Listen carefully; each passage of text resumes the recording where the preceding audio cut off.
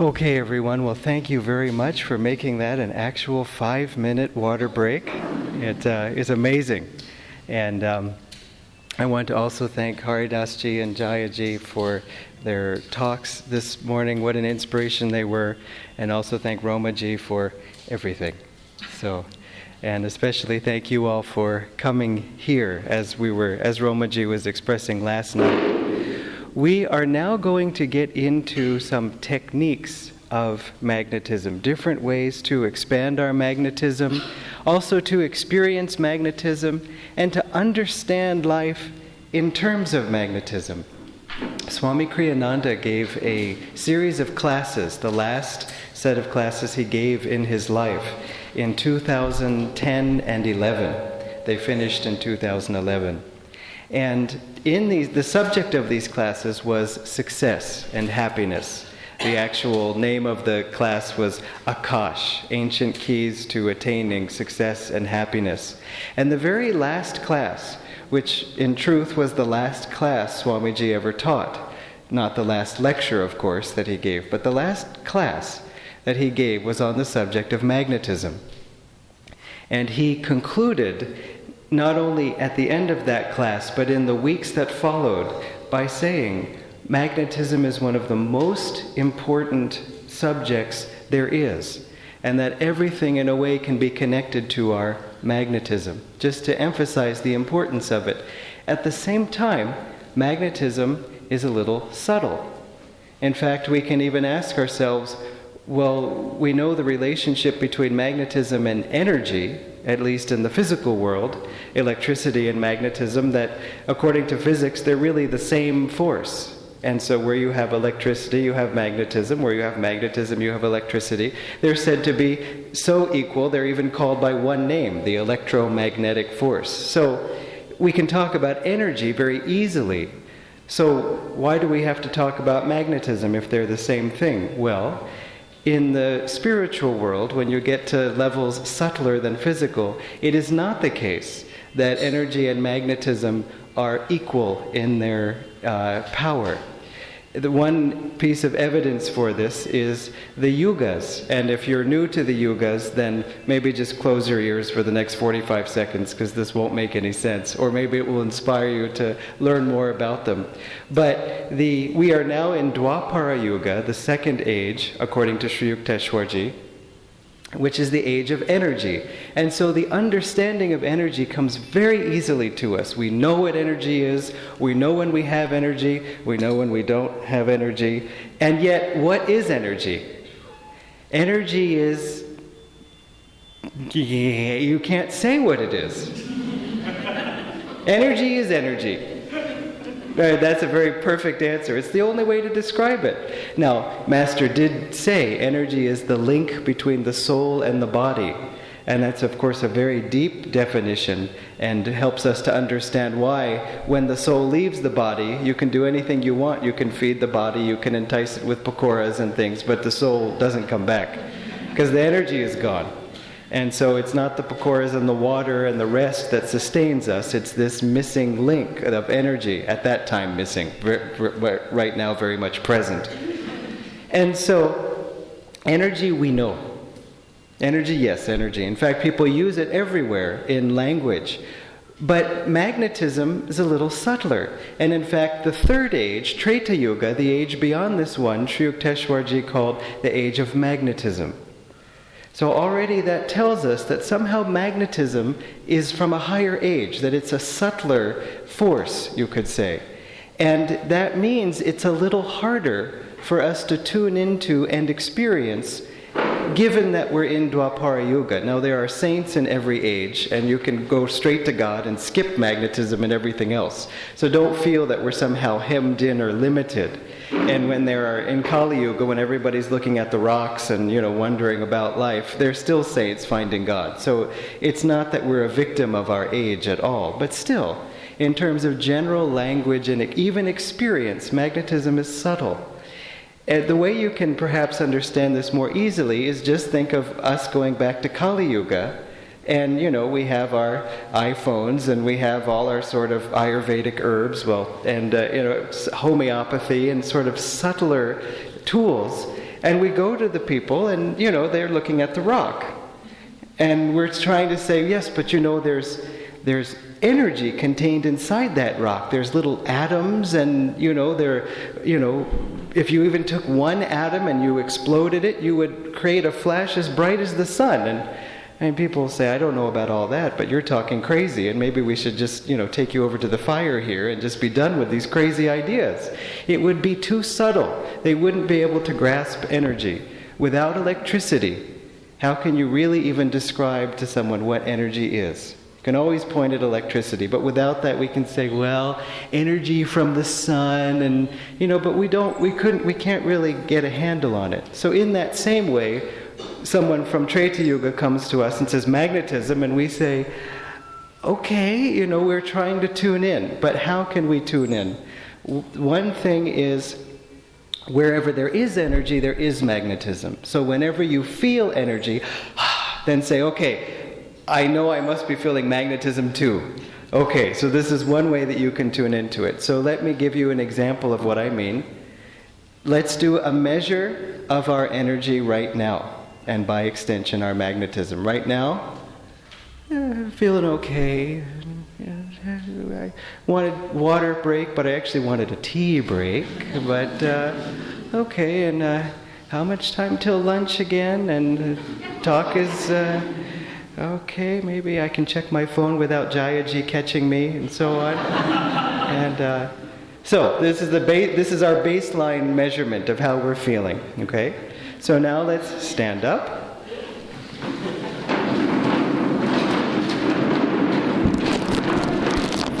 For those of you who know these, we are going to do the superconscious living exercises. For those of you who don't know them, we're going to do the superconscious living exercises. Okay?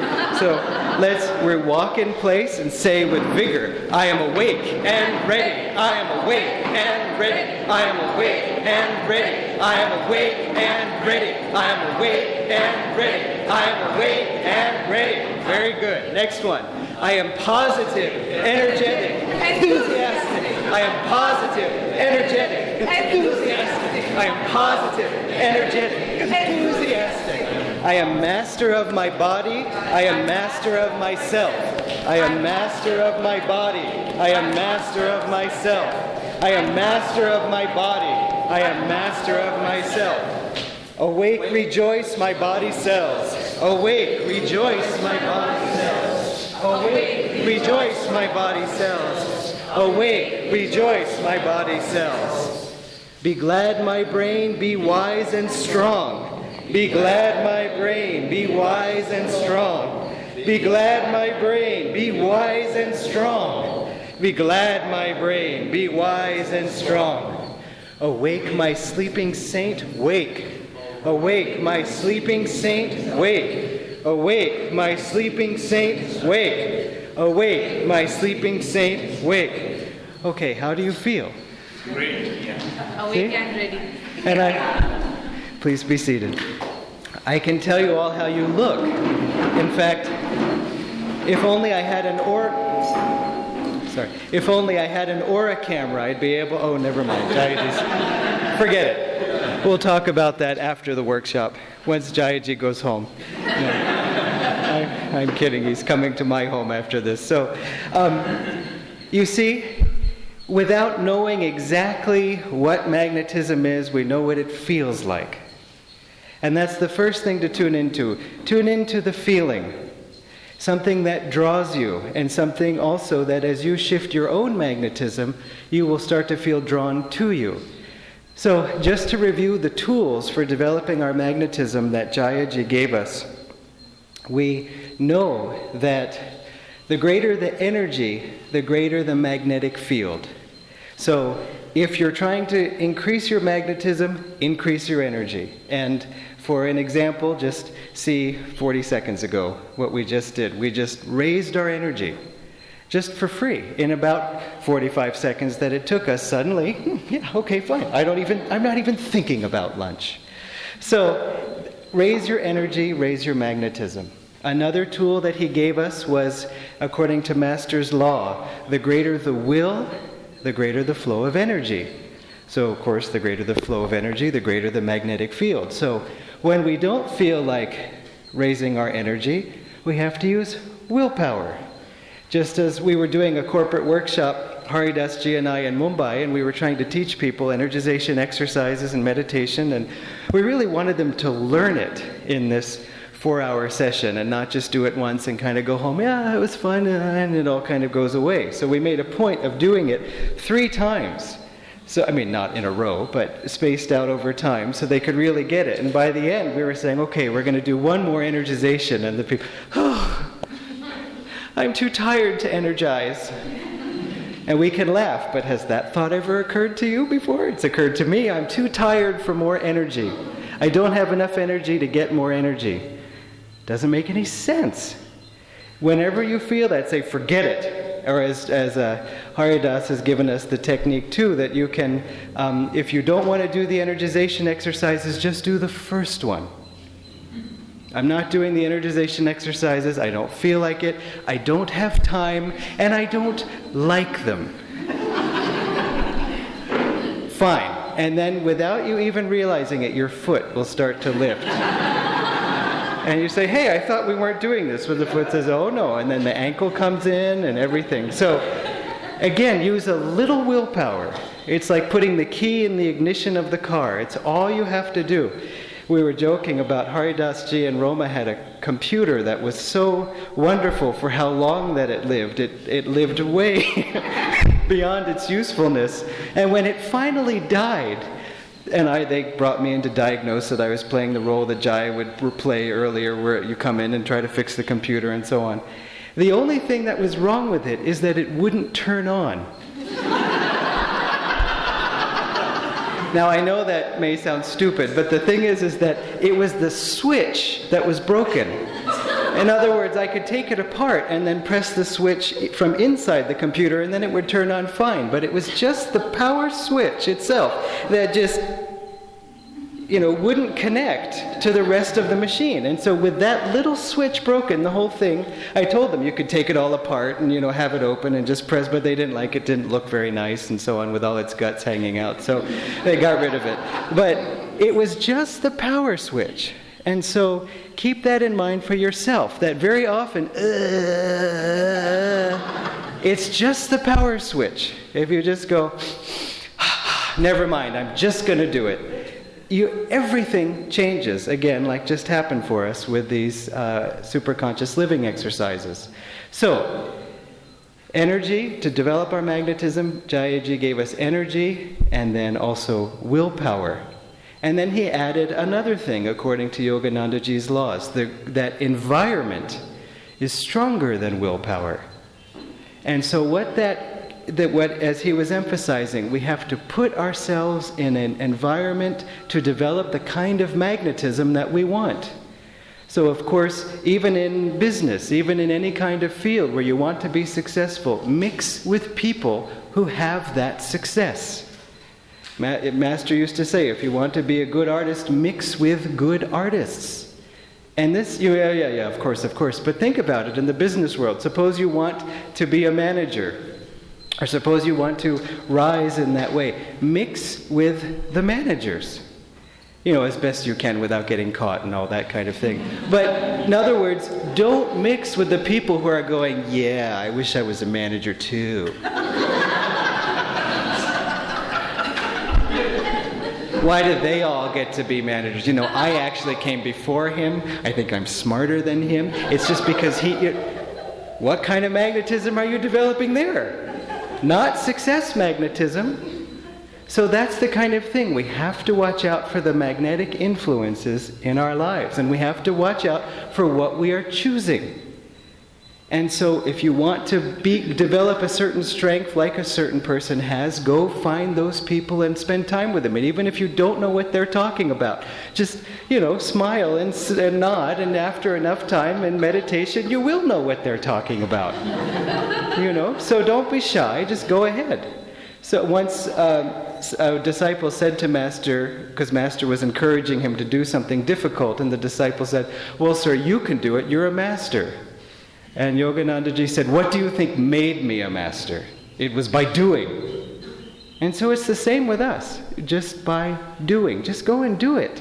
So, watch the company you keep. Choose the company you keep, which you obviously have done in coming to this workshop this weekend. And we've seen it, that 90% of the experience is just in the exchanges that we have in between everything. And of course, the beautiful grounds, the magnetic uplifting property of that. People come in off the road and finally found the place, and oh my gosh, I was on my way to Hyderabad.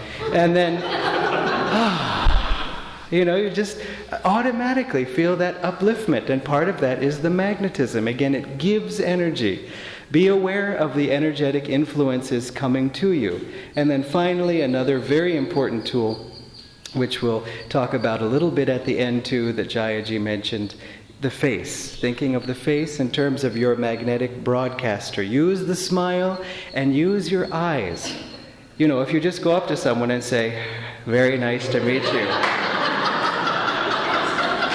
You say, "Well, Jayaji, I was following your advice." But the eyes are lying, or the eyes are telling the real truth of how I'm feeling. Master used to say the same thing. "Ha ha ha ha, don't laugh like that. Ha ha ha, I could chop off your head. Ha ha ha." That's what he said. Be sincere. And if you can't be sincere, he said, then don't smile. But in terms of use the eyes, and then you find you don't even have to smile all the time. The eyes will say it. So give people energy with your eyes. Now this brings us to another set of tools, excepting for a moment though, the Maha tool, which is the Guru. And that's what Haridas Ji was just sharing with us, that the ultimate magnet is the Guru. And so if you want to develop magnetism, just stand next to the big magnet. And you'll find yourself automatically developing magnetism.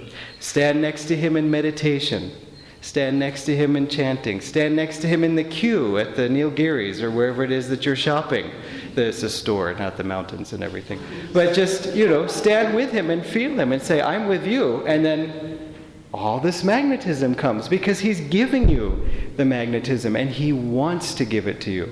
When Master couldn't walk for a certain time, his knees were physically incapacitated. He was taking on karma of disciples, and he described it in detail. The monks were carrying him up the stairs of Mount Washington, and he said, "You're stealing lots of magnetism," because they were physically having to touch him, and he said, "That's good." And so again, he wants to give you that magnetism. In fact, that's really the power the Guru has, is that he has that magnetism and he can give it to you if you want it. If he doesn't have it, then he's not a guru. He can't give it. And if you don't want it, if the light bulb, as Jayaji was saying, doesn't want to change, doesn't want the magnetism, as Master said, if you hold the cup of your heart upside down, what can I do? I can't fill it. It has to be ready to receive. So, speaking now in terms of receiving, though, from other sources, we want to also be aware of magnetic influences that come to us. How can we strengthen our magnetism also for protection? Now, when I say protection, I don't mean that we should suddenly be aware of all the sort of impure influences that are coming at us, or all the threatening people that are coming, and how can I protect my magnetism? That's not going to work. In fact, God sends us these tests to help us increase our willpower, to raise our energy, and to expand our magnetism. And so think of them rather as temptations to grow, or impetuses to grow, or invitations from God to grow. So don't think of it in a defensive kind of way. So the first thing to keep in mind, and this is really central, well, the most central tool, of course, Jayaji already gave us, just meditate. Meditate, meditate, meditate. You will be raising your energy. You will be focusing and aligning your energy, and your magnetic aura will automatically be stronger. And you'll feel calmer, as I'm sure you all have had that experience already, or you wouldn't be here.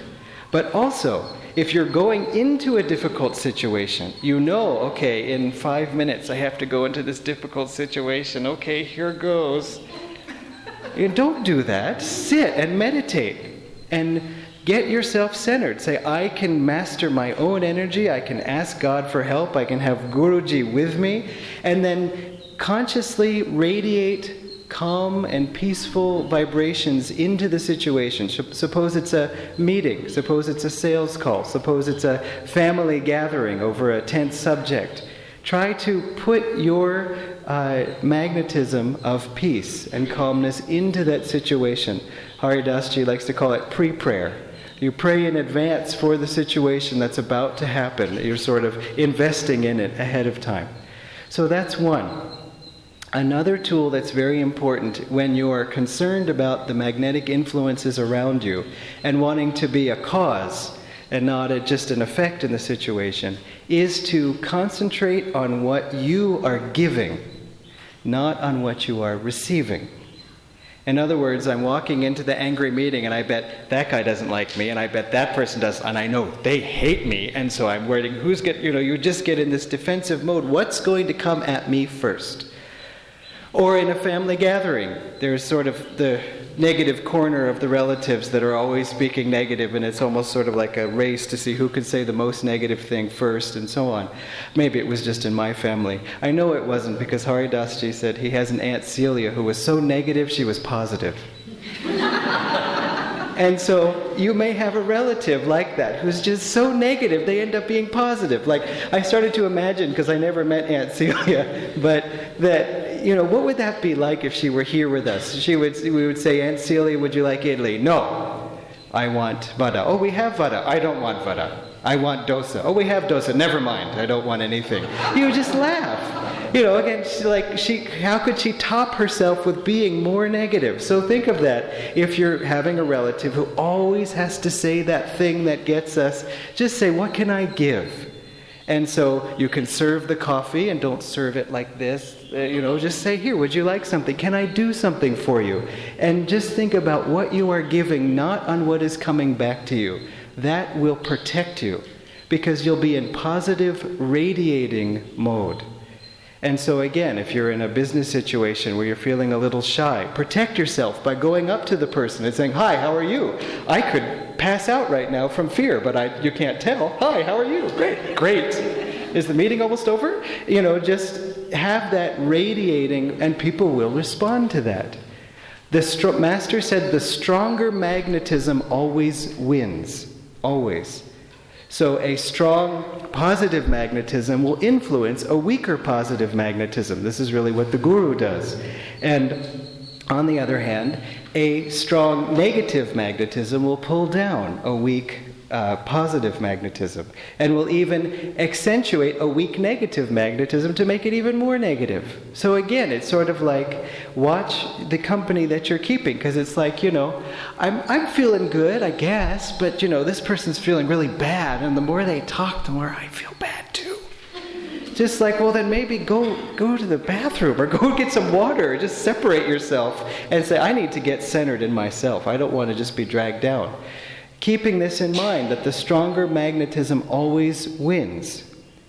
That, meaning it always has an effect. It doesn't mean you walk into one person and then suddenly, now I'm negative too. It's not forever.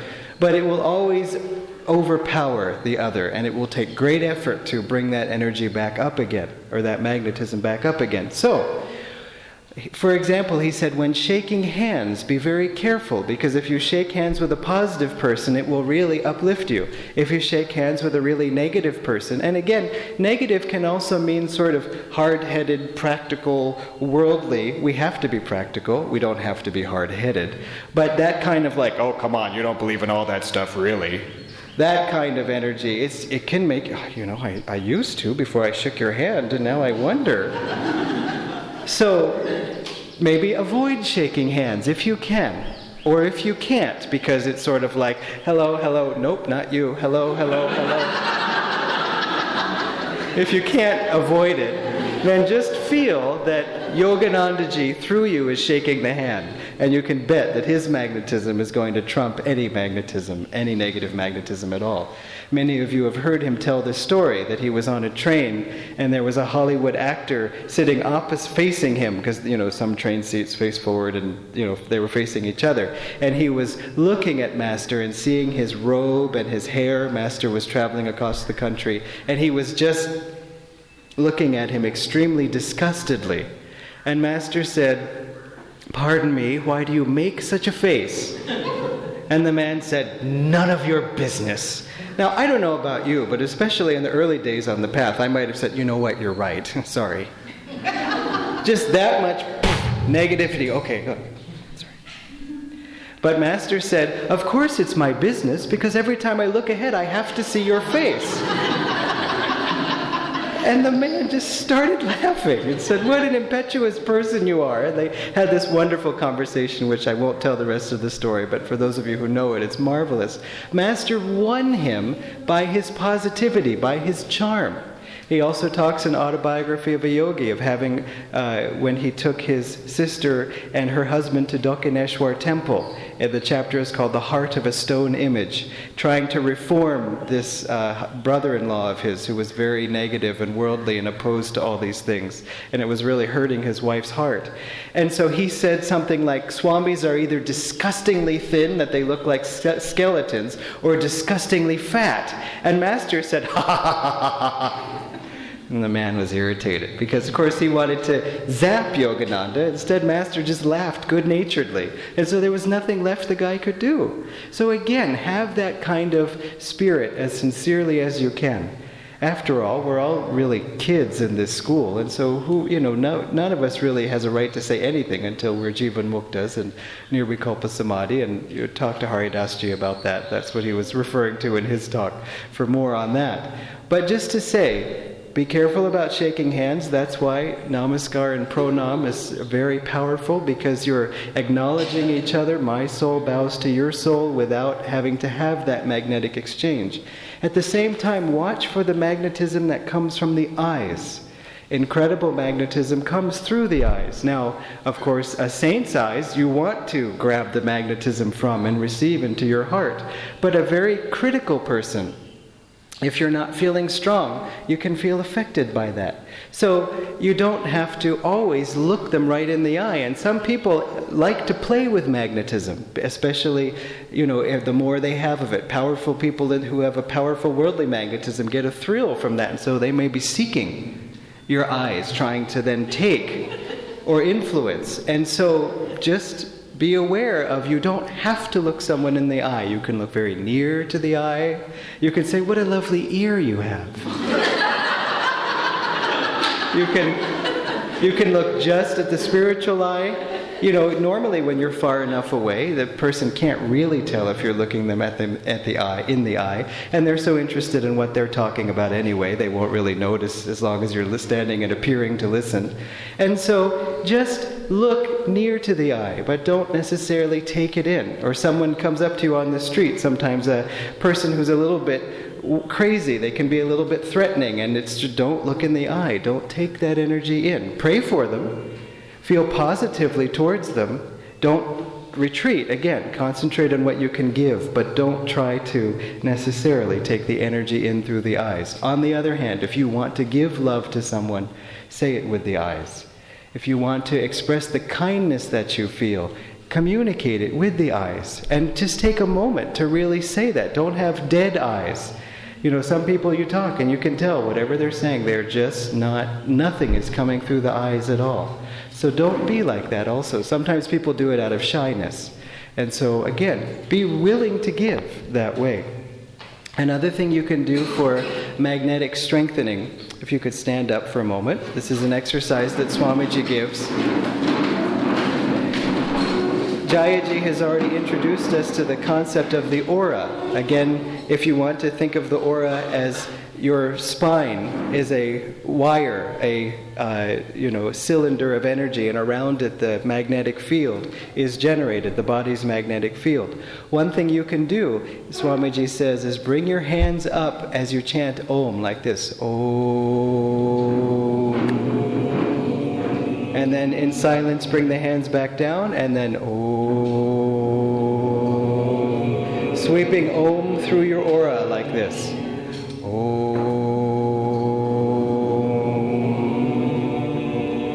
Okay?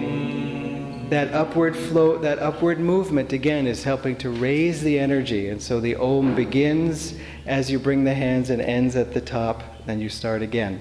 Another exercise you can do make sure you have a little bit of room, or at least maybe, or else do it mentally, where you want to bring the hands in front like this, above, opposite to the heart, not opposite to this belly, but opposite to the heart, and to say, Om Tat Sat, Om Tat Sat, or Om Tat Sat, Om Tat Sat, Om Tat Sat, Om Tat Sat. So you bring the hands together on the Sat.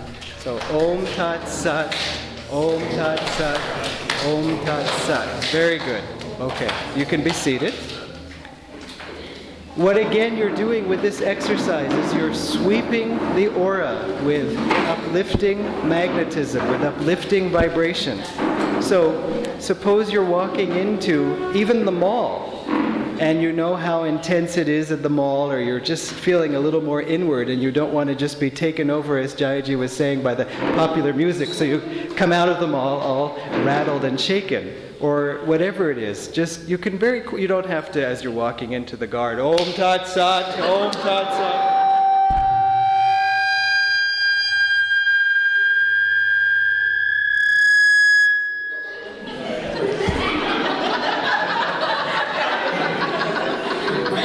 I guess I've made my point. Yeah. Okay.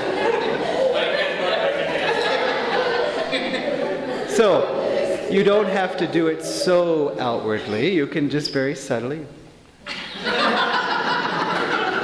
But the point is to do it. In other words, don't feel this is the level of energy and magnetism I have and I'm stuck with it. Just say, okay, I know what I can do, Om Tat Sat, and so on. I can do something to shift my energy and my magnetism. So again, these are a few of the tools to keep in mind for, again, strengthening your magnetism, watching out on the magnetic energy coming to you, but never in a defensive kind of, I'm not strong enough to handle this kind of way, but rather, let me be aware of the magnetic influences around. So another thing you can do is, if you know you're going into a difficult situation and you can arrange it, bring a spiritual bodyguard, as Master used to call it. He said, always have the monks when they go into town to bring at least one or two others with them to build sort of a spiritual wall of protection. So if you're going into a difficult situation, bring someone with you who thinks the same way as you, who will be on your side. So this is one advantage that Haridasji and I had all the time in going on these corporate appointments, is we always went together. And so it was kind of like, well, if the bullets start flying, I know he won't be shooting at me, and we can run out together. You suddenly feel, I have a friend. But one man asked Master, what if I'm alone? And Master said, am I not always with you? So remember that too. You always have a spiritual bodyguard with you. The Guru is always there. And so use him, because he's very much wanting and desperate to come into your consciousness more. That's true, of course, for all of us. Now, the other thing to keep in mind too, though, when it comes to your tools and using magnetism for success, this also applies to the spiritual path, obviously. But just to say that in order for us to attract success on the spiritual path, we have to believe that success is possible. In other words, if Master said, which he did say, try to become a Jivan Mukta in this lifetime, we have to believe that, well, maybe I could. And not, well, I wasn't present in the audience when he said that, or else he would have said, you should almost all of you, try to become a Jivan Mukta in this lifetime, and for some of you, do the best you can. No, don't have that thought in your mind. Don't have any, sometimes for some reason, devotees on the spiritual path, there's a little bit of sadness. And I think part of the sadness comes from, having been in the caves 50 times in a row, each time saying, yes, this is it, this is it, this is it, and then boom, showing up again, back on earth. Rats, I guess I didn't make it. And so enough of that happens.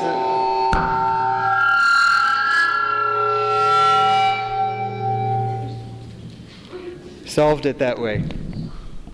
If I talk like this, can you hear me anyway? Yes. Okay.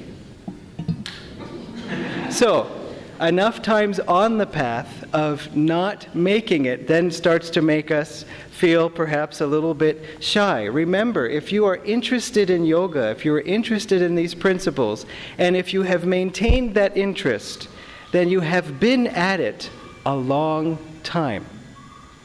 Otherwise, you wouldn't have that sticking power. Otherwise, you'd be in the situation that Haridasji was describing, of saying that, Master gave the electrician a little bit of food, and he impressed him with how smart he was. And that was about as much as that man held on to.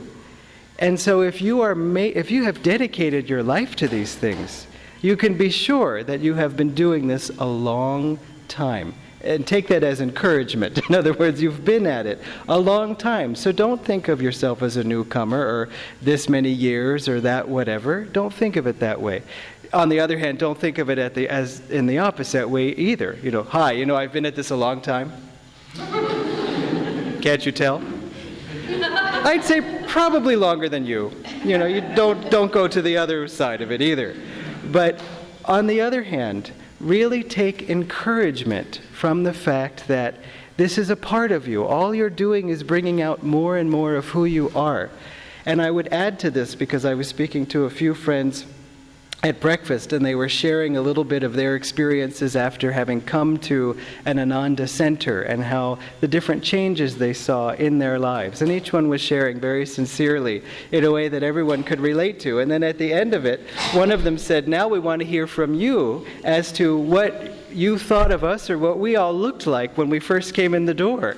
And maybe you had little evaluation cards, and you could tell us who, this and so on. It's sort of in a humorous way, but also in a self-deprecating way of just, how raw and terrible we must have been. And as this story is actually true, but not of anyone here, someone came to Ananda in the early years and was just a wild man.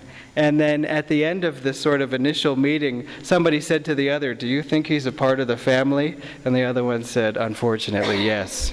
And so it wasn't like that for any of you. But just to say that that light that you have now, you had then. It's just bringing that light more and more. You were a disciple of Master, if you are a disciple, and if not, if you're a truth seeker, again, attending something like this. You were, I'll use though the example of a disciple of Master, you were a disciple of Master when you were born. Before you were born even. So it isn't that you were born in Andhra Pradesh or you were born in Karnataka or Chandigarh and you had a family, and then after some time the book fell on your head. And that this sort of Chandigarh, Andhra person with this life then decided to take up the hobby of spirituality. You were born a disciple of Yoganandaji after a long association with him, and in the beginning of life you were just working out some karma, and he was guiding you perhaps unknowingly, unbeknownst to you. And then at a certain point he said, now it's time to take up Kriya, take up meditation, and now continue on where you left off. And all that you were doing before was useful. It got you to where you are now, but it wasn't arbitrary, and it wasn't that first experience that defined you.